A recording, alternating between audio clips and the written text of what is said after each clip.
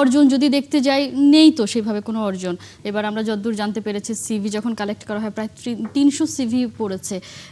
অনেকেই যাচ্ছে যে বাংলাদেশ ফুটবল টিমের কোচ হতে, মানে এটাও তো একটা অভাবনীয় ব্যাপার যে আপনি বলছেন ইনফ্রাস্ট্রাকচারের এই অবস্থা, বা অর্জন যদি দেখতে যাই নেই তো সেভাবে কোনো অর্জন।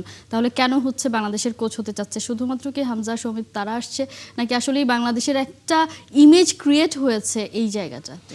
অবশ্যই। তো আপনি যদি দেখেন যে 5 বছর আগেও বাংলাদেশের ন্যাশনাল টিমে যে ইমেজ ছিল আর এখন লাস্ট 1-2 বছরে যেই পরিমাণে ব্র্যান্ডিং, যেই পরিমাণে ফোকাস, মিডিয়া ফোকাস এসছে, সেই ক্ষেত্রে আপনি জানেন যে বাংলাদেশ একটা ইমার্জিং একটা টিম এবং পোটেনশিয়াল আছে। তো সেই পোটেনশিয়ালের অনুযায়ী থেকে যে কোনো কোচের কাছে এটা একটা খুব লোভনীয় জব হবে।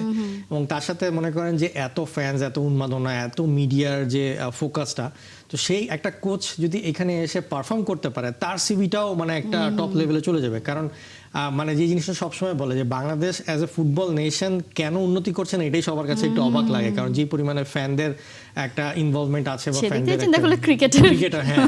তো আর কথা হচ্ছে যে এই জন্য সব কোচই চিন্তা করে যে এই দেশে যদি আমি একটা পজিটিভ রেজাল্ট আনতে পারি তাহলে সেটা আমার মানে বিশ্ব দরবারে সব জায়গায় আমার কাছে একটা পজিটিভ একটা নোট হিসেবে থাকবে যে একটা দেশ যার কিনা ফুটবল হাইপ আছে কিন্তু রেজাল্ট পাচ্ছে না, সেই দেশটাকে আমি রেজাল্টটা এনে দিয়েছি। সো এইটা মনে করেন একটা বিশাল একটা বড় একটা ব্যাপার।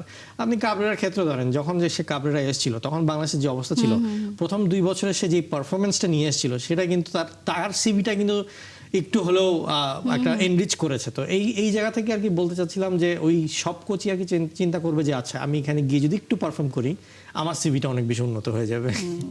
তাহলে কাবরেরা চাকরি ছাড়া থাকবে না, যা বোঝা যাচ্ছে। কোথাও না কোথাও তারা আসলে তারা একটা নিশ্চয়ই জায়গা হয়ে যাবে।